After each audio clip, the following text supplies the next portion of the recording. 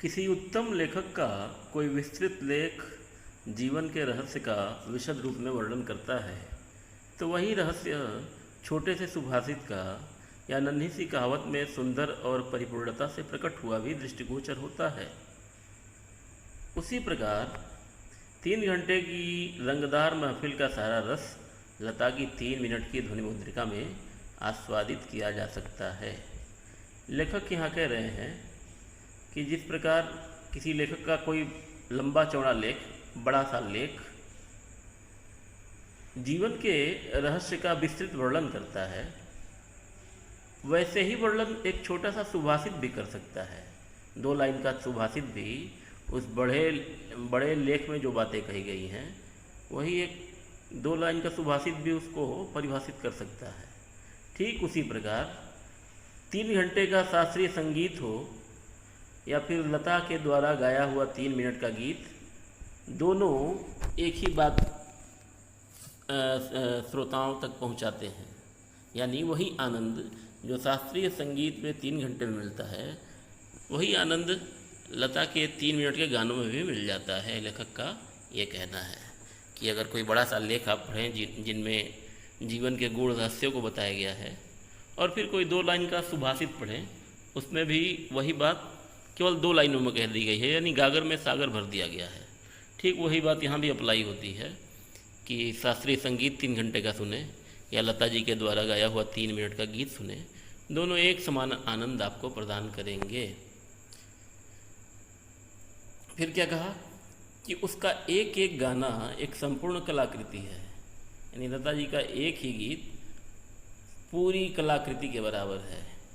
क्यों? इसलिए कि स्वर, लय, शब्दार्थ का वहाँ त्रिवेणी संगम होता है, यानी तीनों मिलकर संगम बना देते हैं। जैसे 3 नदियाँ मिलकर संगम बनाती हैं, वैसे ही लता जी के स्वर, लय और उनके शब्दों के अर्थ एक त्रिवेणी बना देते हैं, और सुनने वाली महफिल में, सुनने वाले समाज में एक बेहोशी सी छा जाती है, यानी एक नशा सा छा जाता है।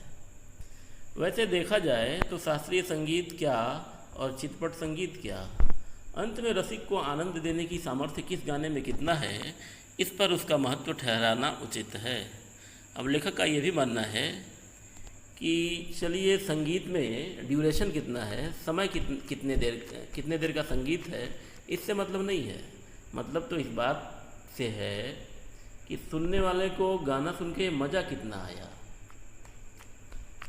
मैं तो कहूँगा कि शास्त्रीय संगीत भी रंजक न हो तो बिल्कुल ही नीरस ठहरेगा, अनाकर्षक प्रतीत होगा और उसमें कुछ कमी सी प्रतीत होगी। अब लेखक यहाँ कहते हैं कि मैं तो यहाँ तक कहूँगा कि शास्त्रीय संगीत भी अगर आनंददायक न हो, रंजक यानी आनंददायक न हो, तो बिल्कुल ही उदासीन सा लगेगा, नीरस यानी उदासीन, और बिना आकर्षण के लगेगा, और ऐसा लगेगा कि जैसे उसमें कुछ कमी रह गई। गाने में जो गानपन प्राप्त होता है वह केवल शास्त्रीय बैठक के पक्केपन की वजह से, ताल सुर के निर्दोष ज्ञान के कारण नहीं। यहाँ लेखक कह रहे हैं कि गाने में जो मधुरता मिलती है, गानपन यानी मधुरता मिलती है, वह केवल इस बात पर निर्भर नहीं करती कि गाने वाला कितना अनुभवी है, पक्का है, या फिर वह इस वजह से उसमें मधुरता नहीं आती कि गाने वाले को कितना संगीत का ज्ञान है। वो मधुरता आती कहाँ है? क्योंकि गाने की सारी मिठास, सारी ताकत उसकी रंजकता पर मुख्यतः अवलंबित रहती है, निर्भर रहती है। कहा कि गाने की सारी मधुरता जो है इस बात पे निर्भर करती है कि संगीत कितना आनंददायक है, और रंजकता का मर्म रसिक वर्ग के समक्ष कैसे प्रस्तुत किया जाए। साथ ही साथ गाने वालों को यह भी पता होना चाहिए कि रंजकता जो गीत में है, आनंद देने का भाव जो गीत में है, जो रहस्य है, मर्म यानी रहस्य, वह रसिक वर्ग को यानी सुनने वाले लोगों के सामने उस गीत को प्रस्तुत कैसे किया जाए, इस पर भी गीत की मधुरता और सफलता निर्भर करती है। किस रीति से उसकी बैठक बिठाई जाए और श्रोताओं से कैसे सुसंवाद साधा जाए, इसमें समाविष्ट है। यानी संगीत का सफल होना और इस बात पर निर्भर करता है कि किस रीति से, किस तरीके से बैठक बिठाई जाए। बैठक बिठाई जाए यानी गाने वालों को में किस तरह सामंजस्य स्थापित किया जाए और श्रोताओं से कैसे संवाद साधा जाए, इसमें भी गीत की सफलता और उसकी मधुरता इस पे भी आधारित होती है। किसी मनुष्य का अस्थिपंजर और एक प्रतिभाशाली कलाकार द्वारा उसी मनुष्य का तैल चित्र, इन दोनों में जो अंतर होगा वही गायन के शास्त्रीय ज्ञान और उसकी स्वरों द्वारा की गई सुसंगत अभिव्यक्ति में होगा। अब देखिए, एक उदाहरण प्रस्तुत किया लेखक ने कि मान लीजिए किसी मनुष्य का हड्डियों का ढांचा हो और एक तरफ कोई प्रतिभाशाली कलाकार हो जिसने तैलीय रंगों से मनुष्य का चित्र बनाया हो। तो कहा कि उस अस्थिपंजर में और उस चित्र में जो अंतर होगा वही अंतर किस में होगा? गायन के शास्त्रीय ज्ञान में और उसकी स्वरों द्वारा की गई सुसंगत अभिव्यक्ति में।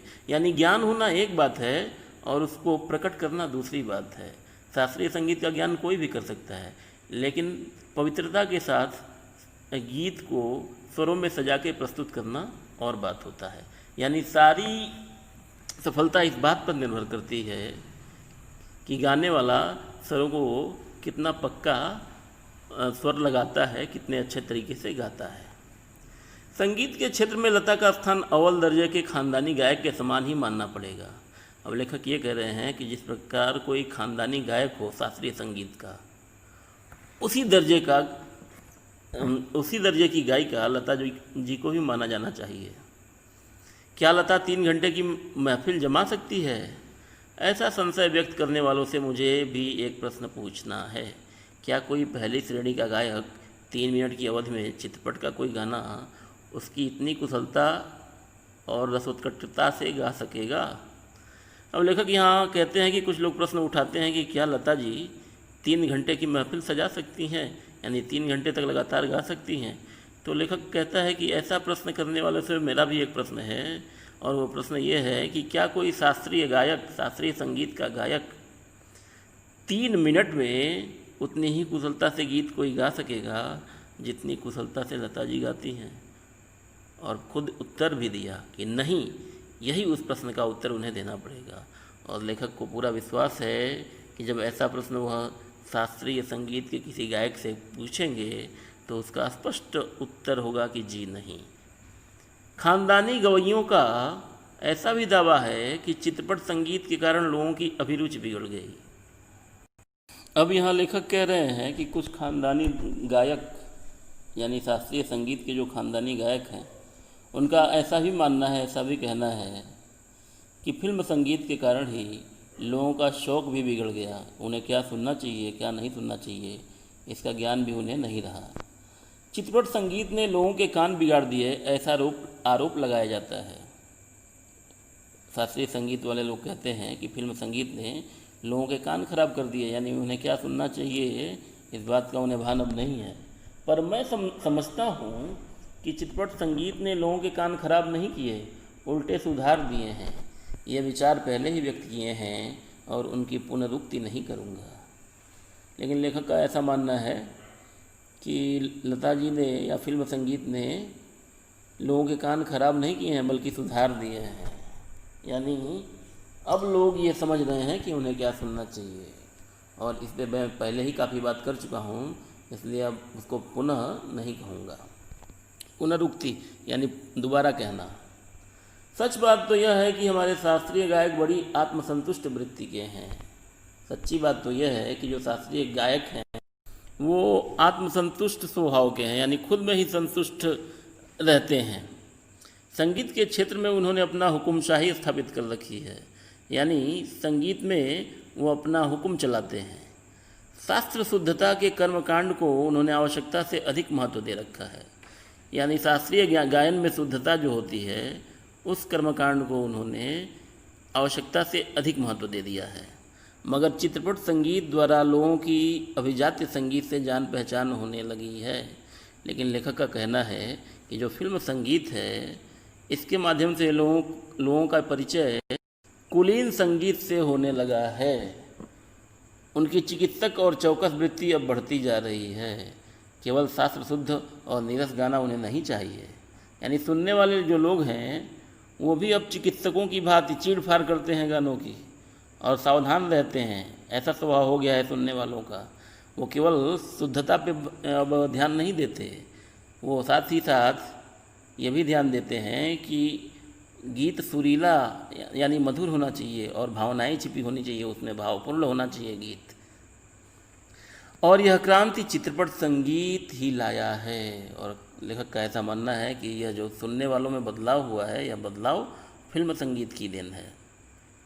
चित्रपट संगीत समाज की संगीत विषयक अभिरुचि में प्रभावशाली मोड़ लाया है। चित्रपट संगीत की लचकदारी उसका एक और सामर्थ्य है, ऐसा मुझे लगता है। और लेखक यहाँ कह रहे हैं कि जो फिल्म संगीत है उसके विषय में लोगों का जो शौक़ है वह एक प्रभावशाली मोड़ तक आ पहुँचा है।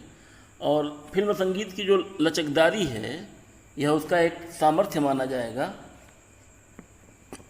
और यह मेरी भावना है, मुझे ऐसा लगता है। उस संगीत की मान्यताएं, मर्यादाएं, झंझटें सब कुछ निराली हैं। कहा कि ये जो फिल्म संगीत है, इसकी जो मान्यता है, इसकी जो मर्यादा है, इसकी जो परेशानियां हैं, सब कुछ विचित्र हैं, अनोखी हैं। चित्रपट संगीत का तंत्र ही अलग है। यहाँ नवनिर्मित की बहुत गुंजाइश है। लेखक का मानना है कि चित्रपट जो संगीत जो है, जो फिल्म संगीत है, उसकी क्रियाविधि यानी मैकेनिज्म ही बिल्कुल अलग है। और यहाँ नया निर्माण जो है इसकी बहुत गुंजाइश है, यानी फिल्म संगीत में बहुत नयापन लाया जा सकता है। कहते हैं कि फिल्म संगीत में नए निर्माण की बहुत गुंजाइश है। ठीक उसी प्रकार जैसे शास्त्रीय रागदारी का चित्रपट संगीत दिग्दर्शकों ने उपयोग किया है। जिस प्रकार शास्त्रीय संगीत की जो रागदारी है, रागदारी का मतलब है अच्छी तरह से गीत गाना, तो जिस प्रकार शास्त्रीय संगीत में अच्छी तरह गीत गाया जाता है, उसी प्रकार फिल्म संगीत वालों ने भी इसका उपयोग किया है। तो कहा कि अब इसमें नयापन क्या लाया रखता है। कहा कि ठीक उसी प्रकार राजस्थानी, पंजाबी, बंगाली प्रदेश के लोकगीतों के भंडार को भी उन्होंने खूब लूटा है। तो नयापन लाने के लिए संगीत दिग्दर्शकों ने क्या किया है, तो कहा कि जो क्षेत्रीय भाषाएं हैं जैसे राजस्थानी, पंजाबी, बंगाली, इन प्रदेशों के जो लोकगीत हैं उन भंडारों को भी ये चित्रपट संगीत वालों ने खूब लूटा है, यानी उनका अपने फिल्मों में उन गीतों का उपयोग किया है। यह हमारे ध्यान में रहना चाहिए, इस पर ध्यान देना चाहिए। धूप का कौतुक करने वाले पंजाबी लोकगीत, रुक्ष और निर्जल राजस्थान में पर्जन्य की याद दिलाने वाले गीत, पहाड़ों की घाटियों, खोरों में प्रतिध्वनित होने वाले पहाड़ी गीत, ऋतु चक्र समझाने वाले और खेती के विविध कामों का हिसाब लेने वाले कृषि गीत और ब्रजभूमि में समाविष्ट सहज मधुर गीतों का अतिशय मार्मिक व रसानुकूल उपयोग चित्रपट क्षेत्र के प्रभावी संगीत दिग्दर्शकों ने किया है और आगे भी करते रहेंगे। तो लेखक कह रहे हैं कि धूप की उत्सुकता जगाने वाले पंजाबी लोकगीत, रूखे और निर्जल राजस्थान में बादलों की याद दिलाने वाले पहाड़ी गीत, पहाड़ों की घाटियों और संकरी गलियों में सुनाई देने वाले पहाड़ी गीत, ऋतु के चक्र को समझाने वाले और खेती के अनेक कामों का हिसाब लेने वाले, अनेक प्रकार के कार्यों का हिसाब लेने वाले खेती के गीत और ब्रज की भूमि में समा जाने वाले सहज ही मधुर गीतों का अत्यंत ही मार्मिक व रस के अनुकूल उपयोग फिल्म के क्षेत्र के प्रभावी संगीतकारों ने किया है। फिल्म क्षेत्र के प्रभावी संगीतकारों ने किया है और आगे भी करते रहेंगे। थोड़े में कहूँ तो संगीत का क्षेत्र ही विस्तीर्ण है, यानी संगीत का क्षेत्र बहुत बड़ा है। वहाँ अब तक अलक्षित, असंशोधित और अदृष्टिपूर्व ऐसा खूब बड़ा प्रांत है, तथापि बड़े जोश से इसकी खोज और उपयोग चित्रपट के लोग करते चले आ रहे हैं। लेखक का ऐसा मानना है कि अभी भी संगीत के क्षेत्र में ऐसे बहुत से स्थान हैं जो देखे हुए नहीं हैं, जिस पे अभी शोध करना बाकी है, जो आंखों के सामने पहले नहीं आया। फिर भी फिल्म संगीत के लोग बड़े ही उत्साहपूर्वक, चित्रपट के लोग जो हैं बड़े ही उत्साहपूर्वक इसकी खोज कर रहे हैं, यानी संगीत में क्या नयापन लाया जाए इसकी खोज दिनों दिन फिल्म संगीत के लोग करते चले आ रहे हैं। फलस्वरूप चित्रपट संगीत दिनों दिन अधिकाधिक विकसित होता जा रहा है और परिणाम इसका ये हो रहा है कि फिल्म संगीत जो है दिन पर दिन विकसित होता जा रहा है, इसमें सुधार होता जा रहा है। ऐसे इस चित्रपट संगीत क्षेत्र की लता अनभिषिक्त साम्राज्ञी हैं। अब यहाँ लेखक कह रहे हैं कि लता ऐसी रानी हैं इस फिल्म संगीत की जिन्हें अभी तक अभिषिक्त नहीं किया गया, यानी उनके सर पे रानी का ताज नहीं रखा गया है। बेताज बादशाह जो कहा जाता है, तो ये बेताज रानी है, यानी रानी के पद पे बिठाया नहीं गया है, लेकिन फिर भी हैं। और भी कई पार्श्व गायक गायिकाएँ हैं, पर लता की लोकप्रियता इन सभी से कहीं अधिक है। उसकी लोकप्रियता के शिखर का स्थान अचल है। लेखक कह रहे हैं कि इस फिल्म संगीत में के क्षेत्र में और भी गायक और गायिकाएँ हैं, पर लता की जो लोकप्रियता है इन सभी गायक और गायिकाओं से अधिक है। और उनकी लोकप्रियता जो है वो ऐसे शिखर पर है जो चिरस्थायी है, यानी हमेशा बना रहेगा। ये लोकप्रियता उनकी हमेशा बनी रहेगी। बीते अनेक वर्षों से वह गाती आ रही हैं और फिर भी उसकी लोकप्रियता अबाधित है। लगभग आधी शताब्दी तक जन मन पर सतत प्रभुत्व रखना आसान नहीं है।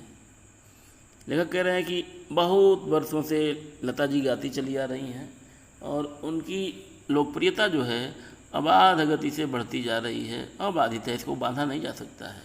और लगभग आधी शताब्दी यानी 50 वर्षों तक लोगों के मन पर लगातार अपना प्रभुत्व इन्होंने बना रखा है, अपनी लोकप्रियता समाज में बना रखी है और यह आसान नहीं है।